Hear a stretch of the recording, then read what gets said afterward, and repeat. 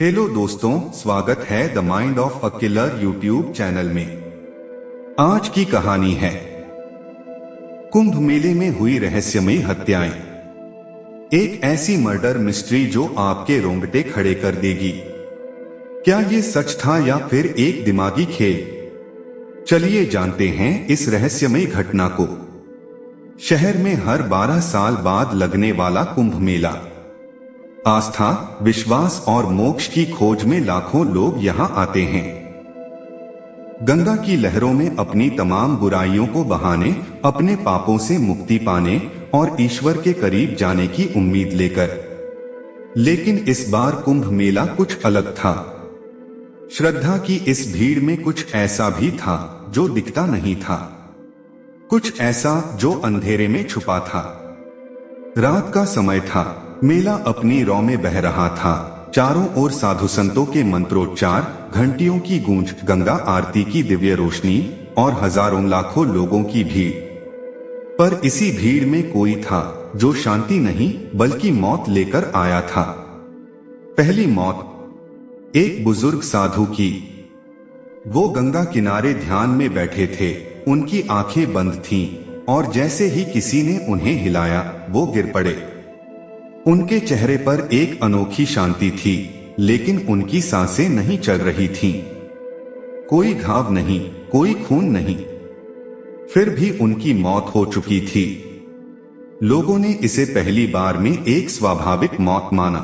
साधु महात्मा मोक्ष पाने आते हैं, यहाँ मरना उनके लिए सौभाग्य की बात है, भीड़ में किसी ने कहा। लेकिन अगले ही दिन दूसरी मौत हुई और फिर तीसरी। हर बार कोई न कोई अपनी आखिरी सांस ले रहा था, बिना किसी संघर्ष, बिना किसी शोर शराबे के। ये हत्याएं थीं या ईश्वर का कोई संकेत? लेकिन असली डर तब फैला जब पुलिस को एक चीज पता चली। हर मृत व्यक्ति के गले में बस एक शब्द लिखा था, मुक्ति।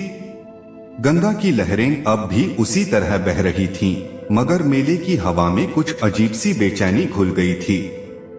मौतें लगातार हो रही थीं और हर मृत व्यक्ति के गले पर वही एक शब्द उकेरा हुआ मिलता, मुक्ति। पुलिस अब पूरी तरह चौकन्नी हो चुकी थी। पूरे मेले में सादी वर्दी में पुलिसकर्मी तैनात कर दिए गए थे। लेकिन सवाल ये था कि ये मौतें हो कैसे रही थीं? कोई जहर, कोई गुप्त हथियार, या फिर कोई ऐसा तरीका जो किसी की भी पकड़ में नहीं आ रहा था। एक और मौत और एक गवाह। उस रात घाट पर एक और मौत हुई।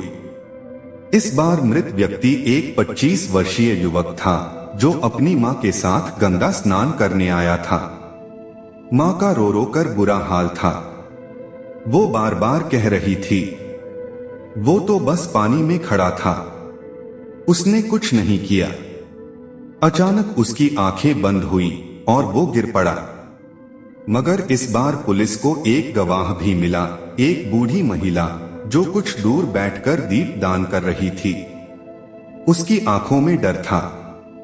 कांपती आवाज में उसने बताया, मैंने उसे देखा। एक आदमी उसके पास आया था। उसने उसके कान में कुछ कहा और चला गया। और फिर वो लड़का गिर पड़ा, एक रहस्यमयी साधु। पुलिस ने तुरंत घाट पर मौजूद सभी साधुओं और तांत्रिकों से पूछताछ शुरू कर दी।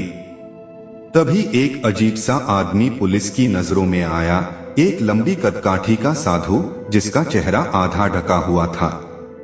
उसके गले में रुद्राक्ष की माला थी, मगर उसकी आंखों में एक अजीब सा ठंडापन था। जब पुलिस उससे सवाल करने लगी तो उसने बस एक ही बात कही, मुक्ति का समय आ गया है, लेकिन तुम इसे रोक नहीं सकते। और इससे पहले कि पुलिस उसे पकड़ पाती, वो भीड़ में कहीं गायब हो गया।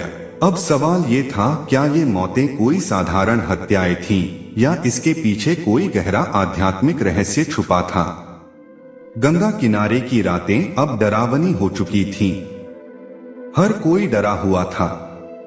लोग भजन कीर्तन कर रहे थे, मंत्र पढ़े जा रहे थे, लेकिन उस भीड़ में एक अंधेरा छुपा हुआ था, एक ऐसा रहस्य जो किसी को नजर नहीं आ रहा था।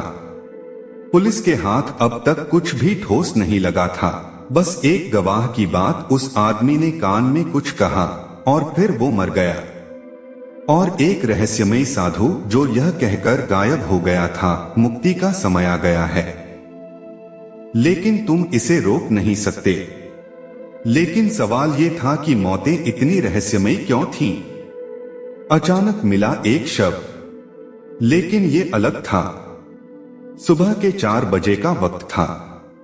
कोहरे के बीच गंगा घाट पर पुलिस गश्त लगा रही थी। तभी एक कांस्टेबल को पानी के किनारे एक लाश बहती हुई दिखी। ये अब तक की सबसे खौफनाक लाश थी।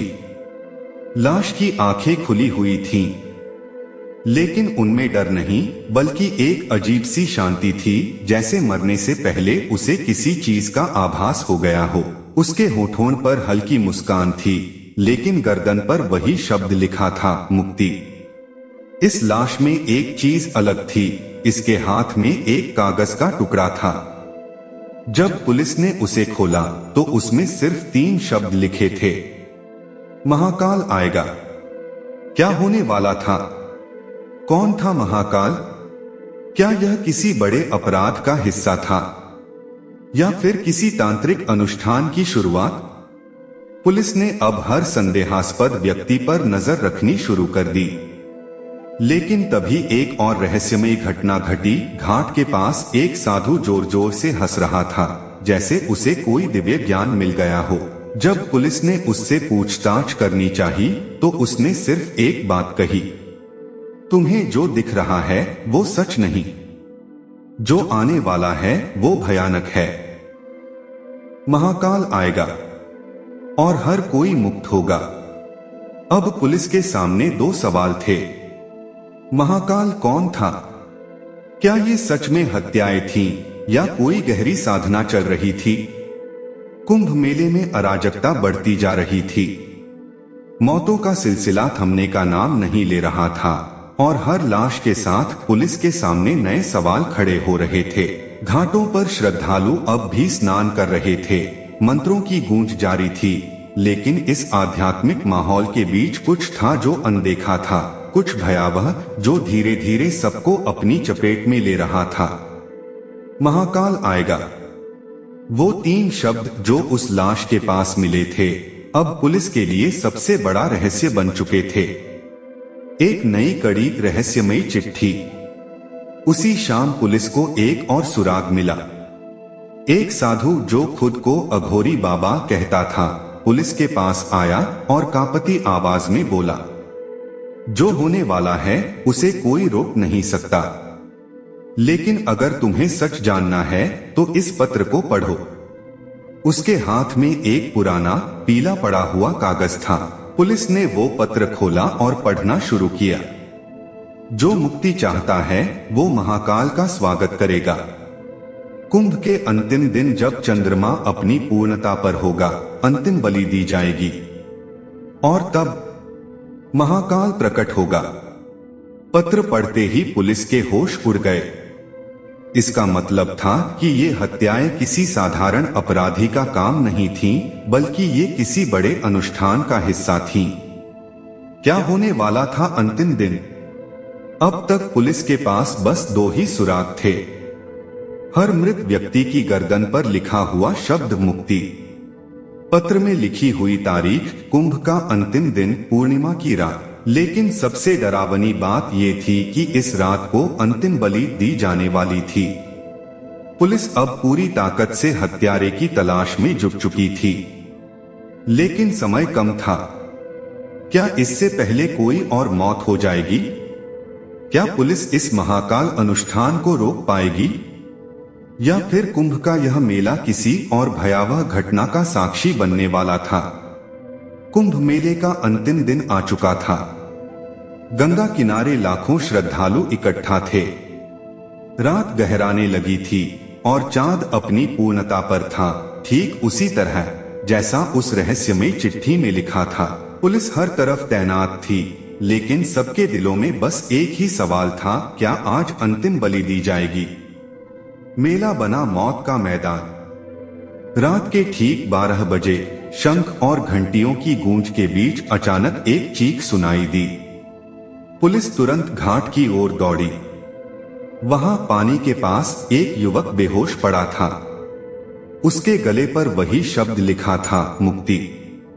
लेकिन इस बार कुछ अलग था। वो मरा नहीं था, बस बेहोश था। तभी भीड़ में हलचल हुई। कुछ लोग भाग रहे थे। पुलिस ने तुरंत पीछा किया और उसी रहस्यमयी साधु को पकड़ लिया, जो पहले भी संदिग्ध था। खौफनाक सच सामने आया। जब पुलिस ने उसे पकड़ा तो वो जोर जोर से हंसने लगा और बोला, तुमने मेरी साधना रोक दी, लेकिन महाकाल फिर भी आएगा। ये सब पापियों की मुक्ति के लिए था।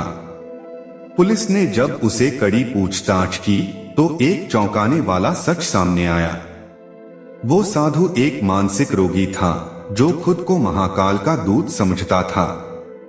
उसने दुर्लभ जड़ी बूटियों का इस्तेमाल कर लोगों को धीमा जहर दिया था, जिससे वे अचानक मरते हुए लगते। मरने से पहले वो उनके कान में फुसफुसाता, मुक्ति का समय आ गया है, जिससे उन्हें ऐसा लगता कि वे सच में मोक्ष प्राप्त कर रहे हैं। लेकिन सबसे चौंकाने वाली बात ये थी कि अंतिम बलि के लिए वो एक छोटे बच्चे को मारने वाला था और वही बच्चा इस बार बच गया था।